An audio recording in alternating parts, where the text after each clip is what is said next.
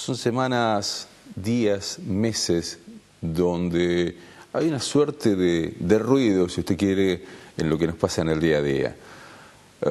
Hace horas ruido con lo que tiene que ver con los medios de comunicación y una nueva disposición de las autoridades, ruido en lo que tiene que ver con la economía, porque hay marchas y contramarchas, ruido en lo que tiene que ver con las sensaciones sociales, en un marco de inseguridad que vivimos día a día. Ruido, mucho ruido, pero también la posibilidad de escuchar algunas voces.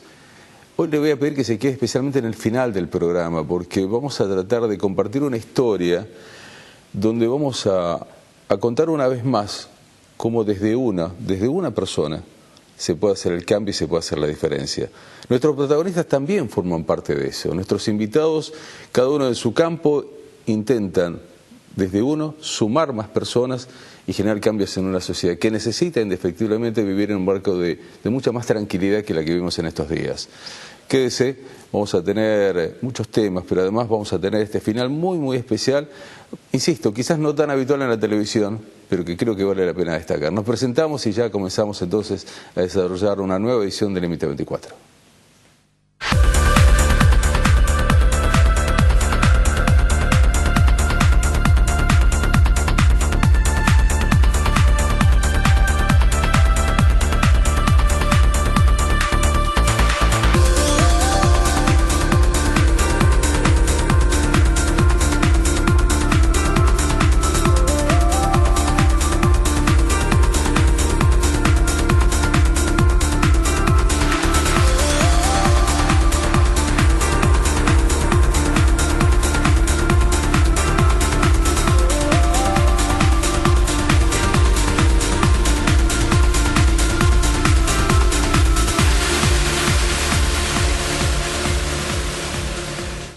Decíamos, casi como una consigna que va a ser a lo largo del programa, ¿no? Uno puede ser el cambio, por uno se puede empezar a hacer las diferencias, y cuando esos protagonistas dedican gran parte de su vida a una actividad, ya sea la actividad política, la actividad deportiva, la institucional, vale la pena tenerlos en esta mesa. Carlos Hur, ¿cómo te va? Bienvenido. Bien, muchas gracias.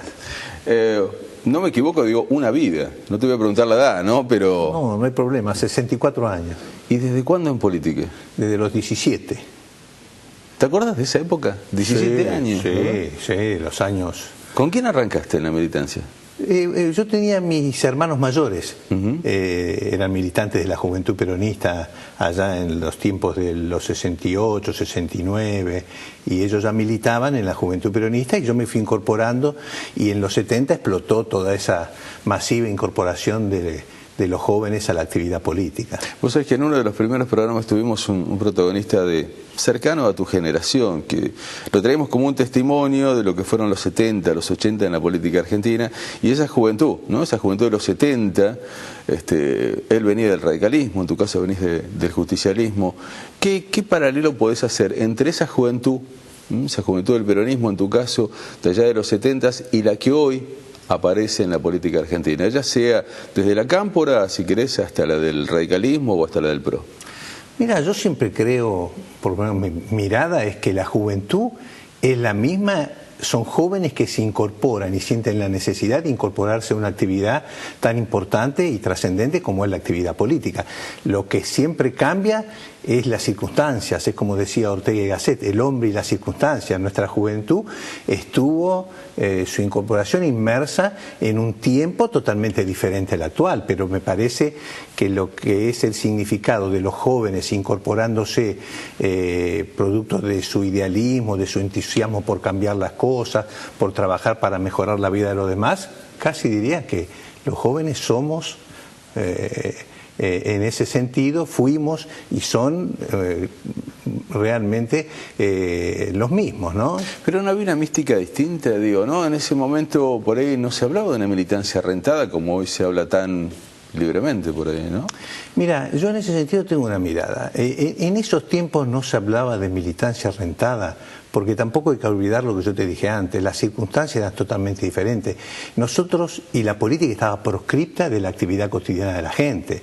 El poder era usado por una dictadura que en realidad había expulsado la actividad política, había expulsado el diálogo, el debate de la vida social de los argentinos. Entonces era impensado hablar en términos de a la actividad rentada, pero creo que en este sentido hoy se habla mucho de una actividad rentada porque se vincula a los jóvenes a su presencia en los aparatos del Estado, a los aparatos institucionales, pero me parece que eso es lo normal. Yo creo que si hay algo que hay que rescatar, por ejemplo, en los tiempos de la recuperación democrática del gobierno de Alfonsín, en los tiempos actuales del gobierno de Néstor Kirchner y de Cristina Kirchner, es justamente esta idea de que los jóvenes no son el futuro, los jóvenes son el presente también de la actividad política. Si uno se va de la Argentina, por ejemplo, Bill Clinton, uno de los presidentes más nombrados de Estados Unidos de los últimos tiempos, él a los 37 años fue gobernador de Arkansas. Y acá parecería que un joven de 30 a 37 años se lo ve mal porque está, entre comillas, rentado porque desarrolla una actividad en el Estado. Bueno, pero el Estado hoy es un campo de actividad de militancia permanente desde que recuperamos la democracia. Yo no lo veo mal. A veces se estigmatiza a los jóvenes planteando esto como una crítica a la actividad rentada. No, están cumpliendo una actividad de servicio público que es paga.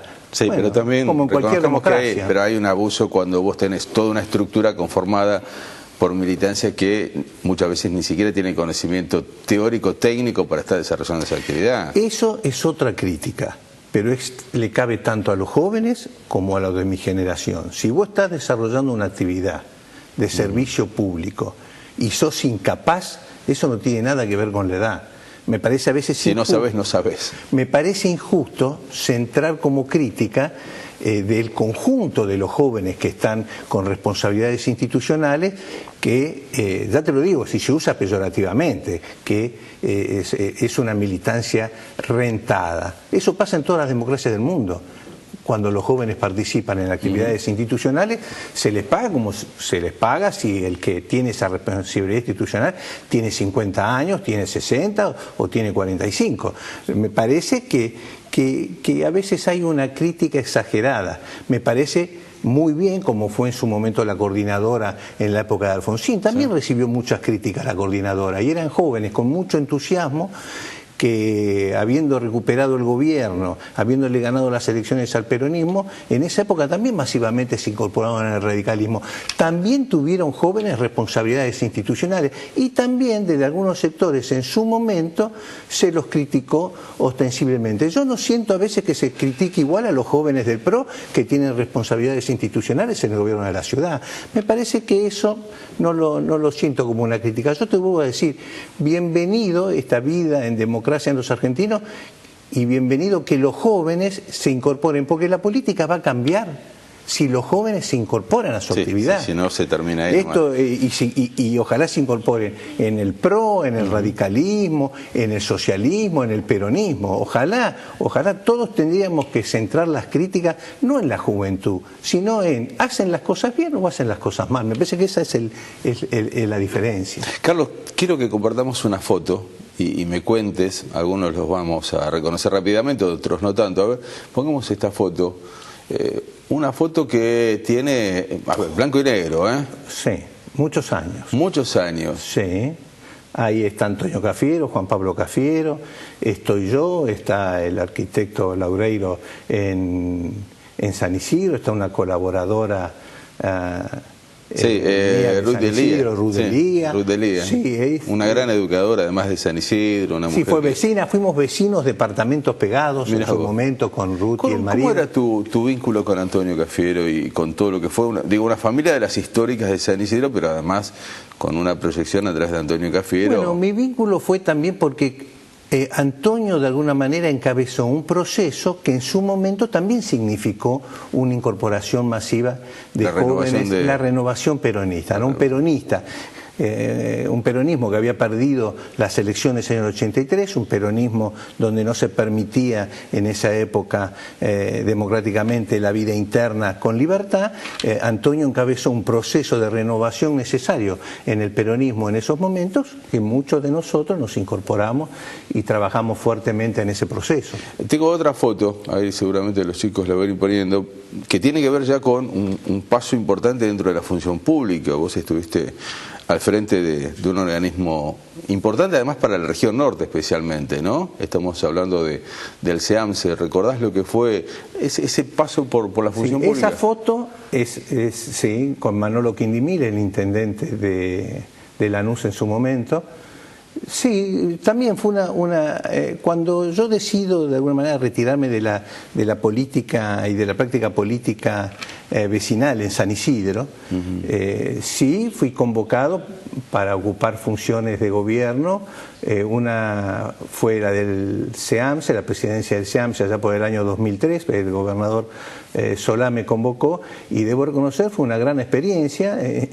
Me convertí de alguna manera por necesidad de la gestión en un especialista en la gestión ambiental, en la gestión de residuos. Y en una época donde todavía no se hablaba mucho de esto, ¿no? Digamos, el SEAMSE era un lugar que estaba en algún lado. Digo, en los últimos tiempos se le ha puesto muy en la mira.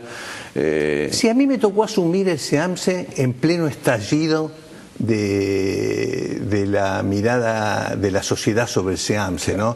Felipe a mí me convoca, yo era en ese entonces director provincial de Tierra y Urbanismo. El SEAMSE había entrado en un grado de alta exposición producto de una situación muy conflictiva en el relleno sanitario de Villa Domínico, movilizaciones para que se cierre, lo mismo en La Matanza, lo mismo en Ensenada. Y bueno, nos tocó asumir todo un proceso de cambio en ese organismo, ¿no es cierto?, como es el SEAMSE, que se ocupa de un tema que ahora, se ha recuperado mucho la imagen del SEAMSE y la mirada de la gente, que todavía falta mucho por hacer, que es el tema de la gestión cotidiana de los residuos sólidos urbanos, ¿no? Carlos, quiero ahora sí hablar del presente. Hace días nada más... no digo volviste a la política, pero sí volviste a un escenario principal donde dijiste, bueno, yo quiero nuevamente presentarme ante los vecinos de San Isidro. Sí, así es, después de un tiempo largo, de no tener una presencia activa en la disputa electoral en mi distrito, un grupo de compañeros y de vecinos me convencieron de presentarme nuevamente de candidato a intendente. Lo medité, analicé la situación y me he decidido y nos vamos a presentar en el año 2015 a construir una alternativa para ver si es posible recuperar y ganar la intendencia tan esquiva de San Isidro.